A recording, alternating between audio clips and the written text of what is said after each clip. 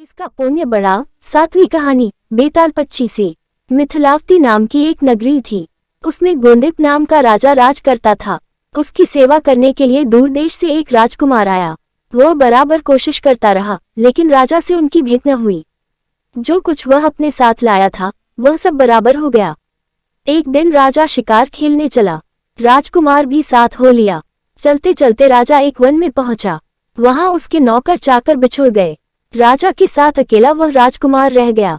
उसने राजा को रोका। राजा ने उसकी ओर देखा तो पूछा, तू इतना कमजोर क्यों हो रहा है? उसने कहा, इसमें मेरे कर्म का दोष है। मैं जिस राजा के पास रहता हूँ वह हजारों को पालता है, पर उसकी निगाह मेरी ओर नहीं जाती। राजन, 6 बातें आदमी को हल्का करती है: खोटे नर की प्रीति, बिना कारण हंसी, स्त्री से विवाद, असज्जन स्वामी की सेवा, गधे की सवारी और बिना संस्कृत की भाषा। और हे राजा, ये 5 चीजें आदमी के पैदा होते ही विधाता उसके भाग्य में लिख देता है: आयु, कर्म, धन, विद्या और यश। राजन, जब तक आदमी का पुण्य उदय रहता है तब तक उसके बहुत से दास रहते हैं। जब पुण्य घट जाता है तो भाई भी बैरी हो जाते हैं।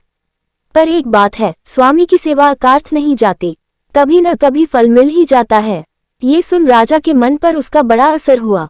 कुछ समय घूमने घामने के बाद वे नगर में लौट आए। राजा ने उसे अपनी नौकरी में रख लिया। उसे बढ़िया बढ़िया कपड़े और गहने दिए। एक दिन राजकुमार किसी काम से कहीं गया। रास्ते में उसे देवी का मंदिर मिला। उसने अंदर जाकर देवी की पूजा की। जब वह बाहर निकला तो देखता क्या है, उसके पीछे एक सुंदर स्त्री चली आ रही है। राजकुमार उसे देखते ही उसकी ओर आकर्षित हो गया। स्त्री ने कहा, पहले तुम कुंड में स्नान कर आओ, फिर जो कहोगे सो करूंगी। इतना सुनकर राजकुमार कपड़े उतारकर जैसे ही कुंड में घुसा और गोता लगाया कि अपने नगर में पहुंच गया। उसने जाकर राजा को सारा हाल कह सुनाया। राजा ने कहा, यह अचरज मुझे भी दिखाओ। दोनों घोड़ों पर सवार होकर देवी के मंदिर पर आए।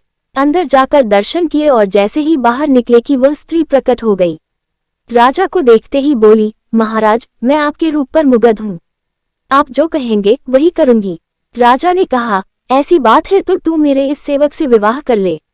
स्त्री बोली, यह नहीं होने का, मैं तो तुम्हें चाहती हूँ। राजा ने कहा, सज्जन लोग जो कहते हैं उसे निभाते हैं, तुम अपने वचन का पालन करो।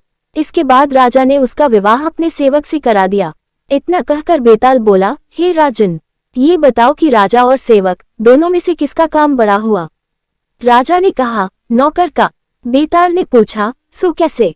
राजा बोला, उपकार करना राजा का तो धर्म ही था, इसलिए उसके उपकार करने में कोई खास बात नहीं हुई।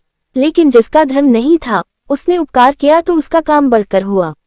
इतना सुनकर बेताल फिर पेड़ पर जा लटका और राजा जब उसे पुनः लेकर चला तो उसने 8वीं कहानी सुनाई।